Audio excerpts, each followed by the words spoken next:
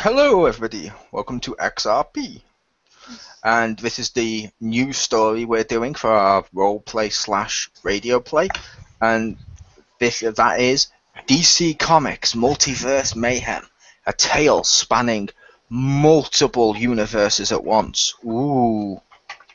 Now, let's go on to the cast. Obviously, Chriz aka the Mole, I am narrator, and I am also going to be playing in this Dr. Adams. Thank you. That is Dr. Adams. But yes. And on the cast, and with us with the cast is Marcus Shadow. Hello. Did you want to say who you're playing? I am playing Kenji Sudaru, aka the Cyborg. And James Phoenix. Batman. No, but in all seriousness, I'm James Gordon Jr., aka Batman. Anastasia Lazerbeam. Hey, I'm Raven. Cool. And Richter Hammer. Hello, I will be playing Clayface, aka Carl Hagen. Nice. Ah, you went with the Hagen name. Nice. You just changed one letter from Carl Sagan. Mm-hmm. Maybe. Well, I didn't, but somebody did. Which they're our cast and our, well, obviously the narrator and stuff, which, yeah, this is DC Comics Multiverse Mayhem, and this is the beginning, which is episode 1, obviously, and it's entitled, I forgot what it was entitled. Out of their league. Thank you, I remember it was some horrible pun. Out of their league. You're the one that came up with it. I am. I wanted to do horrible comic puns, but yeah, as much as I could. But yeah, that one. Which, yeah. Okay, so we shall begin. Yes. The city is Metropolis. We open up on a doctor in a white coat named Dr. Graham Adams. He is typing away on his keyboard. Type, type, type, type, type, type.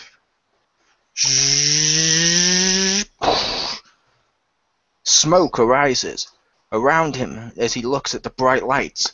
4 pods open up, revealing 4 characters. Welcome. Do not try to speak.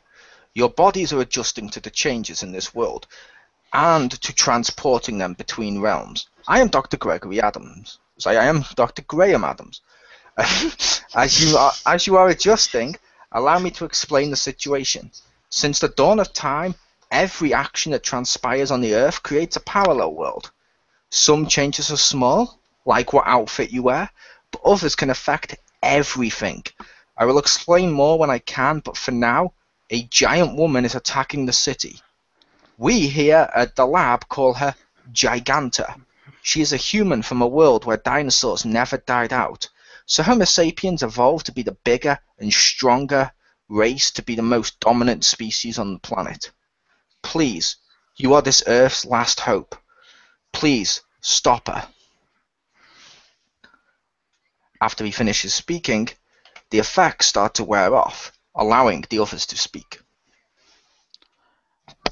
Cyborg looks around as he locks, mask, I suppose, with the Batman. He takes a step back and begins to slide into a combat stance as his sword slides down to his hip. And you expect me to work with an American? What's that supposed to mean, Metal Mouth? That means where I'm from, you and we hate each other. And, yeah, I'm superior. No, that's lucky for you, because where I'm from, I don't think we even have one of you. A cyborg?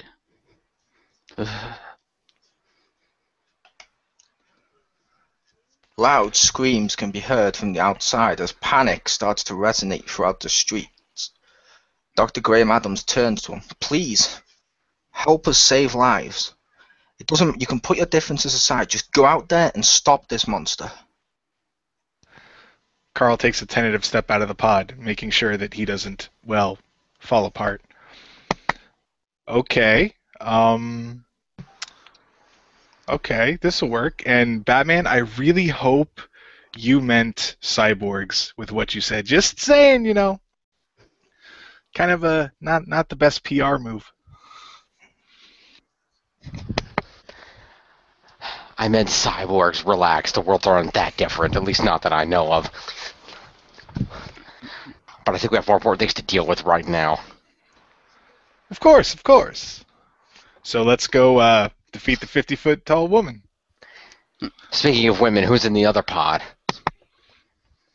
Kenji relaxes a little, leaving his sword still at his side as his battle mask folds back to reveal his face. He turns to face the final pod. Good question.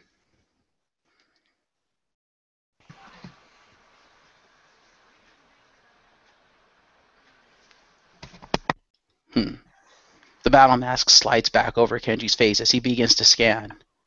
Definitely female, definitely human.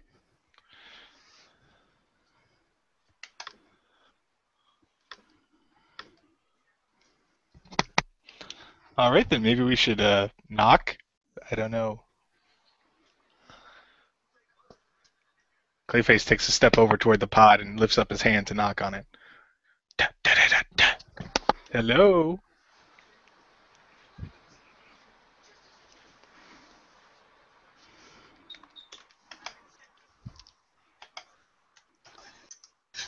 Can you hear me? Hey, Oh, I was right, it is a female. Kenji's mask slides back.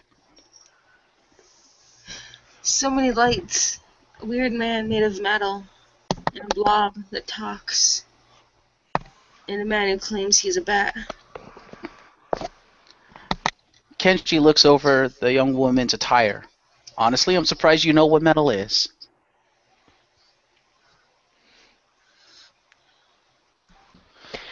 You do realize they were making things like swords out of metal like 500-600 years ago, right? maybe not in his world. Valid point. I'm a female, thank you. Kenji Outside. raises an eyebrow.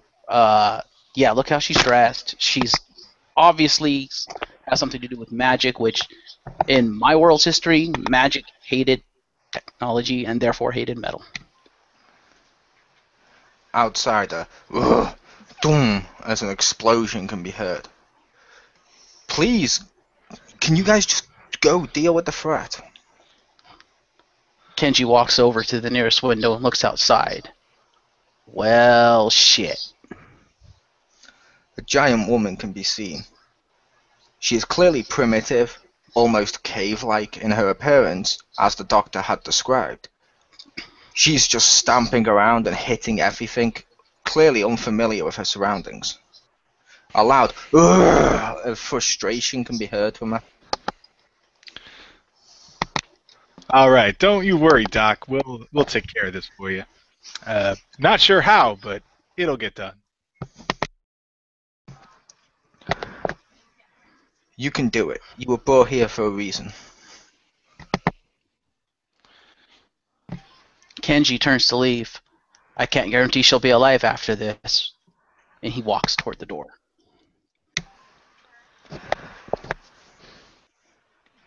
That is okay. Just stop her. Lives are more important. So we're going with the needs of the many here. Makes sense. Batman follows Cyborg out the door. Clayface smiles at Raven and then turns and follows Batman out the door.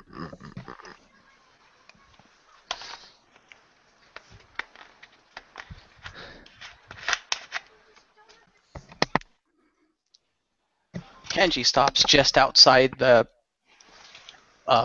wherever the hell they are. So I'm assuming building here. And looks up at Giganta. That's one big woman. Judging by her behavior, I'd say she feels just out of place as we are, which makes sense given what that doctor told us. Well, given how big she is, does anybody have a way of actually, getting up there to fight her? I mean, poking her in the foot probably isn't going to do much.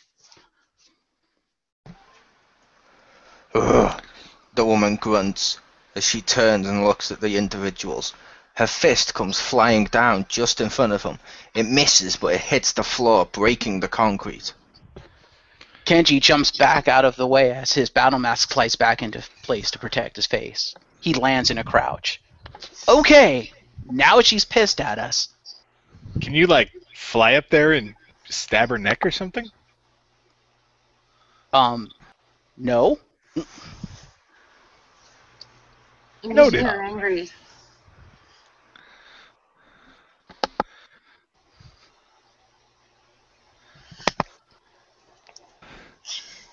Clayface turns his arm into a sharp object and runs at her ankle. Let's see if I can bring her down. He takes a swing.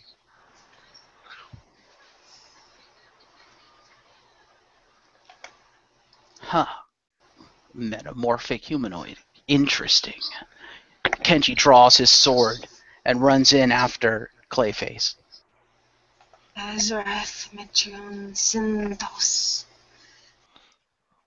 She tries to use a magic barrier, pushing an attempt to push Gigantra.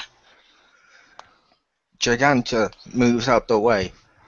The blast misses, smacking into Cyborg, shutting down his electronics. Ah, what the hell? Oh, crap. Cyborg's left arm begins to fold open to form a bow in his left hand. Oh, no. Cyborg's right arm moves of its own accord as it creates an energy arrow. And he just happens to be aiming at Clayface because he ran in after him and shoots Clayface square in the back with an energy arrow. Oh, crap. That doesn't sound... Wow!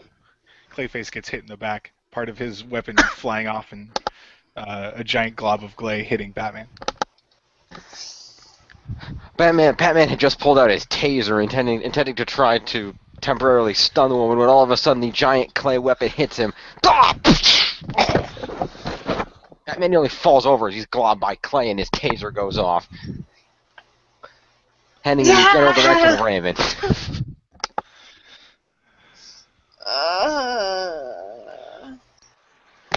Systems offline. The glow on Cyborg's body and electronics dies out as his system begins the slow process of rebooting. Well, this is just lovely. The team reawakes back in the lab. Okay, that may have been my fault. I probably should have prepared you more for this. I'm sorry, but it was kind of an emergency. However, I will say, of course you failed. I'm an idiot. Batman, on your Earth, you're a police officer. Cyborg, you were a military leader. However, you're both the only real heroes or superheroes, depending on what you want to call yourselves, on your team. You're the only ones with your capabilities. Throughout the universe, multiple groups come up. There is Teen Titans, there's a Suicide Squad, there's a Legion of Superheroes, there's even New Guardians. But one group kept coming up over and over again in all my research, the Justice League. There is a prophecy that was written on this Earth that says only the Justice League will save us when we need it the most. I realize you four are going to have to become that, but you're not there yet.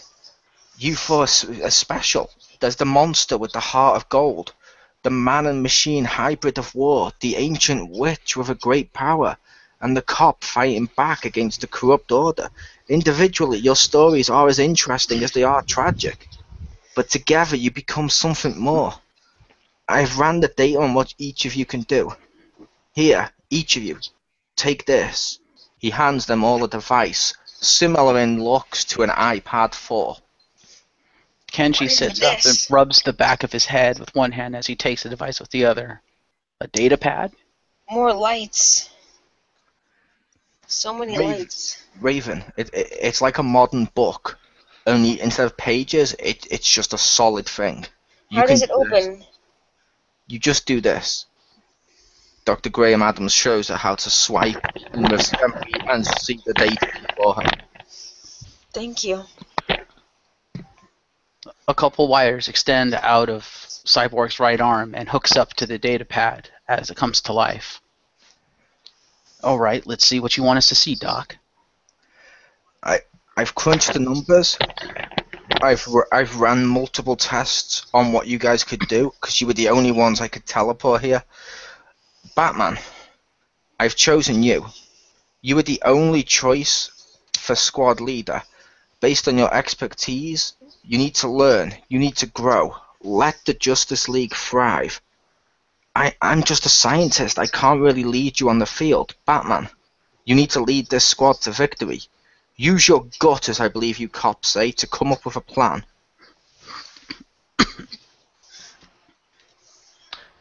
All right. As much as that first battle didn't go well, I will say it at least gave me an idea of a little bit of what each of you can do.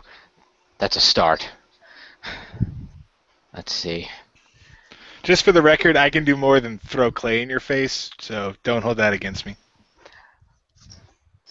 I'm aware, but you can metamorph your body into different forms. That's what I needed to know. I got How is it possible to be sentient? That I don't know. Also, for the record, don't be expecting me to use the bow and arrow a lot. It kind of takes a while to set up. Apparently not too long, because if it had taken long enough, I'm pretty sure Clayface would have ducked. So. Yeah, don't worry about using that often. I'm okay with that.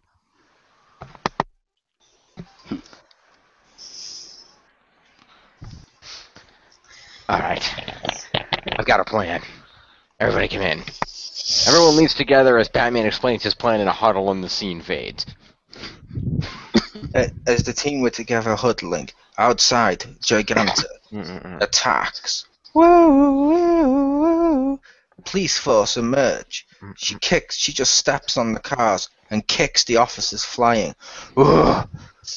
She says as she attacks. The doors to the lab open up, and Giganta turns around to face the team. Kenji looks up.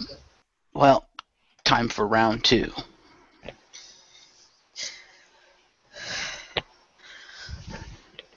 Alright. I can distract her with Alright. my logic. Go ahead, Raven. We've got your back. Alright.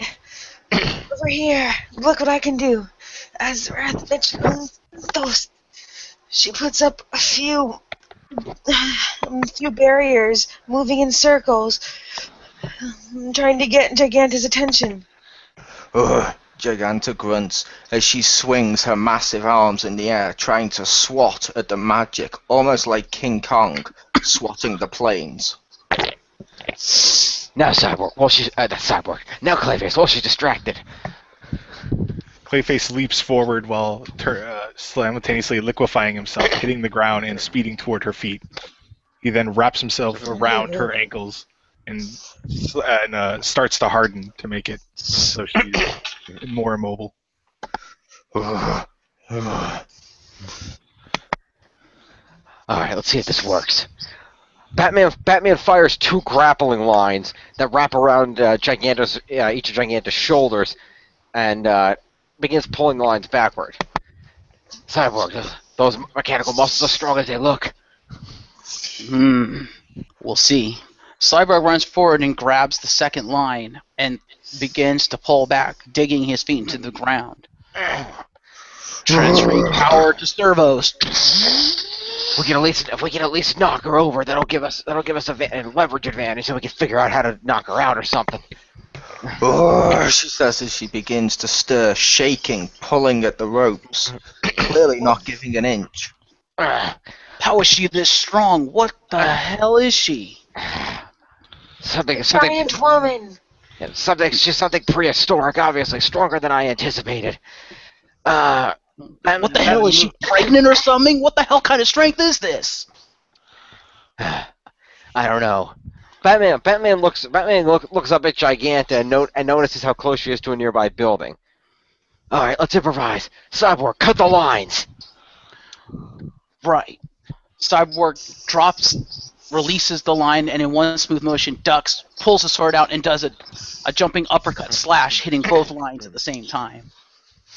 As he does, Giganta's own forward momentum attempting to pull away from the line sends her careening forward, her head connecting with the nearby building, knocking her unconscious as she falls to the ground. Her head smashes all the way through the building. She just lays there, not moving. Cyborg lands and sheathes his sword as he calmly walks over. She... okay? Raven flies over to Cyborg. Just so you know, being with child doesn't necessarily increase one's strength. She's got a point. Duly noted. So now I guess the question should be, what should we do with her? I mean, I hate to kill someone defenseless like that, but at the same time, I'm not sure how we could contain her. Cyborg runs a cursory scan with his battle mask. Well, whatever we decide, we should do it pretty quick, because when she gets up, she's going to have one hell of a headache, and she's going to be eternally pissed off. Don't worry about containing her, guys. My lab's on it. They will have her shipped back, and hopefully we can transport her back safely to her own realm. That's good. Yeah. Because I hate to think of the hole we'd have to dig to bury her. Clayface reforms next to him. Wow, I want to see the size of the box you used to ship her back. I use a really big box. But congratulations, each one of you. You did it. I hereby officially give you the codename the Justice League. You've kind of earned it. Next time, hopefully, we can avoid the property damage. But trust me when I tell you, this story has only just begun. And end of episode 1. That wasn't too bad. Yay. Yay! Woo! Sorry, my microphone was because for some reason they kept like muting like every like 5 seconds or something, but I switched it off, and they switched that off so it would stay permanently on. Fair enough. That was pretty good. I would say it was a little on the short side. Well, it's only an opening. So was your original one, and that's why we made it a prologue. That's true. I've been writing these to try and condense some more, because one of the feedback that you even mentioned, Marcus, when we were discussing the last radio play was on the longer episodes, there's so many parts that seem to drag because of awkwardness. True. Mm-hmm. So I'm condensing it into what needs to be there, and maybe an extra scene or two. Mm-hmm. But I can confirm for people listening, next week my character will not be used as much. He was just there to introduce stuff. Which is fair. Yeah, he's probably going to be more like a Professor Zordon Plot of Device. here's the bad guy, go beat him, and then he'll disappear for the entire episode until the end of good job, guys. Next episode. That's my nickname for him, Professor Plot Device. Yeah, There he's you go. a PhD in exploration.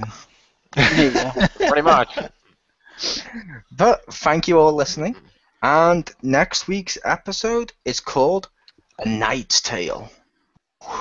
Hint, hint. Shing, sparkle, sparkle. And take us out, Jim.